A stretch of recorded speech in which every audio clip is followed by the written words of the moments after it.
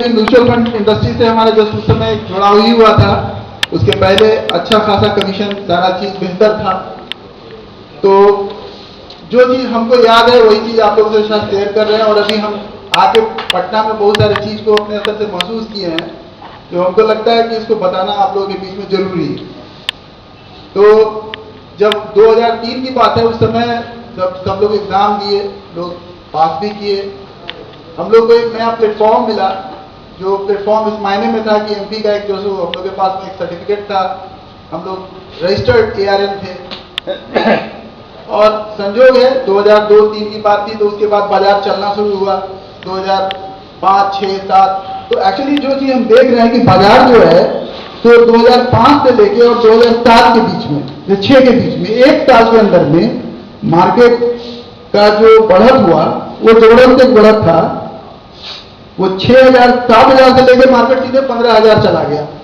और उस समय अभी भाई साहब कह रहे थे डेट प्रोडक्ट की बात और सारी बात, कमी कहाँ पे हुई है और किसको अभी हम लोग कैसे उसको सुधार सकते हैं, इसके बारे में जो चीज हमको महसूस हुआ वही बताने प्रयास कर रहे हैं। उस समय जो एफएमपी वगैरह का रिटर्न था 7.25% से 7.5% के आसपास में था। और इक्विटी का रिटर्न 100% जा रहा था साल का। हम लोग अपने इन्वेस्टर के पास में जो चीज लेके जा रहे थे, अगर हम लोग किसी इन्वेस्टर को अपने कहते भैया तुम दोस्तों एफएमपी में पैसा डालो 1 साल के लिए 7.5% रिटर्न आएगा, तो कहता है कि वर्मा जी आप पागल हो गए क्या, 3 महीना पैसा रखेंगे 30% आ जा रहा है। आप ही हमारे 10,000 रुपया ले गए थे, 6 महीने के अंदर ऐसा भी हुआ कि किसी का 10,000 रुपया हम लेके लगवाए और कहीं ज्यादा दूर नहीं, चाइल्ड केयर प्लान में लगवाए। वो आदमी ये सोचा कि एक भद्र आदमी आया मेरे पास में, चलो इसका पैसा जो है ये लगाने के लिए बार बार जिद करा, 10,000 रुपये उसको दे देते, फिर छूटे इस तरीके से। लेकिन ठीक 6 महीने के बाद जब उसके पास में गए तो उसका 10,000 रुपया 16,000 रुपया था। उसने हमको 25 लाख रुपया दिया बाद में। तो अब क्या है कि जो उस समय ये स्थिति थी कि हम लोग डेट चाह के भी नहीं दे सकते थे, इन्वेस्टर हमारा डेट लेने के लिए तैयार नहीं था, इक्विटी ही लगाना चाह रहा था। और वास्तव में 2007 की स्थिति ये थी, ये हम लोग सबको ये बात का एहसास होगा कि 9, साढ़े 9 बजे रात तक वो अपने ऑफिस में होते थे और उस समय लोग घेर के बैठे होते थे सिर्फ इन्वेस्टमेंट के लिए। तो उस समय पैसा भी अच्छा खासा लगा, मार्केट क्रैश किया, सारी स्थितियां बदली। आज वास्तव में फंड हाउसेस या कोई भी व्यक्ति आज के डेट में जब हम लोग इन्वेस्टर के पास में जाते हैं, इन्वेस्टर से बात करते हैं, या हम लोग कहते हैं कि भैया आप डेट पे पैसा लगाइए, एफएमपी का देखिए 10% के आसपास रिटर्न आ रहा है, आप यहाँ पे पैसा डालिए, बाजार इस तरीके से उस तरीके से। लेकिन जो इन्वेस्टर कल एक कॉल करने के बाद जब हम उसके पास में पहुंचते तो भगवान इधर हमारी पूजा करता था, आज के डेट में हमारी इज्जत जरूर करता है, चाय जरूर पिलाता है, बात जरूर करता है, तो बोलता है ठीक है वर्मा जी देखते हैं, व्यवस्था करते हैं।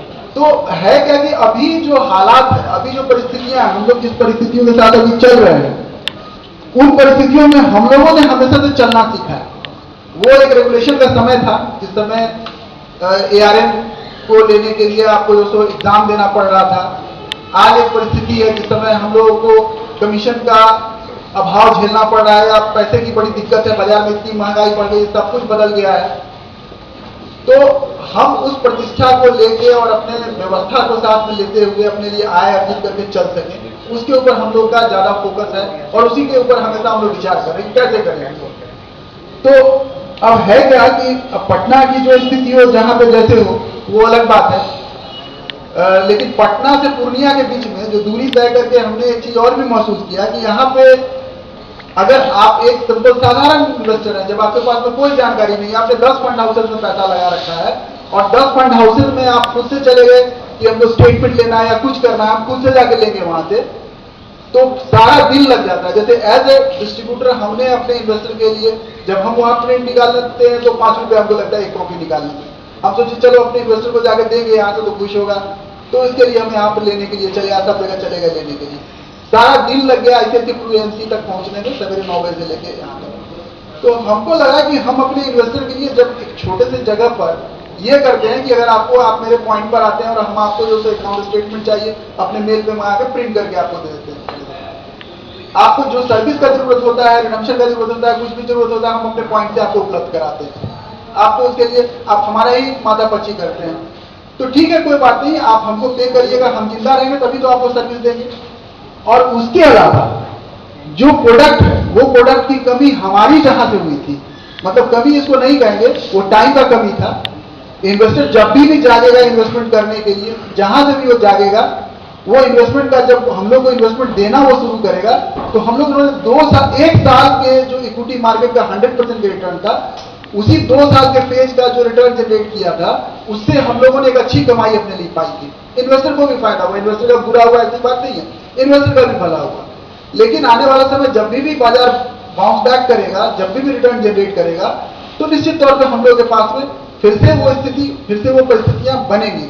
लेकिन इस समय एक जो बात बन रही है, बात जो दिख रही है, खल रही है, कि लोग जो है सो म्यूचुअल फंड इंडस्ट्री से धीरे धीरे पलायन कर रहे हैं, लोग जो सो हाथ समेट रहे हैं। ये बहुत गड़बड़ बात है, ये अच्छी बात नहीं है। इसलिए कि जहां पे हम लोग की संख्या इतनी कम है, इतनी कम है हम लोग की संख्या, और इस कम संख्या में हम लोग एक ऐसे ईमानदार प्रोडक्ट को बेचने के लिए, और आज की डेट में हम लोग इतनी ईमानदारी से जा रहे हैं लोगों के बीच में, तो हमको इसका प्रभाव अपने स्तर से बेहतर तैयार करना पड़ेगा अपने निवेशकों के बीच में, कि हम उसको ईमानदार सलाह दे रहे हैं, हम उसके साथ में ईमानदारी के साथ चल रहे हैं, और उसके लिए हम लोग को ट्रांसपेरेंट होना पड़ेगा। हमने इसमें जो है वो लगभग 6-7 पॉइंट हमको लगता है जिसको हमने इस तरीके से तैयार किया है। होना क्या चाहिए? सबसे पहली बात जो हमको लगता है, जो हमने अपने स्तर से महसूस किया, उसी को लिखा है, क्योंकि आप लोग से मैं पुराना नहीं हूं, आप लोगों से बहुत पुराने हैं। इसी में से एक बंधु मतलब इंश्योरेंस का भी काम करते हैं, म्यूचुअल फंड भी करते हैं, सारा काम करते हैं। कुछ दिन पहले, मतलब आज से 2 साल पहले, उनसे एक बार आईक्यू के मीटिंग में ही डिस्कशन हुआ था, तो उन्होंने बताया था क्या कि हम तो वर्मा जी ऐसा करते हैं कि जो म्यूचुअल फंड का कमाई होता है उसको जमा कर देते हैं, और जो इंश्योरेंस का पैसा आता है उसको हम खाते हैं, मतलब उससे हमारा खर्चा चलता है।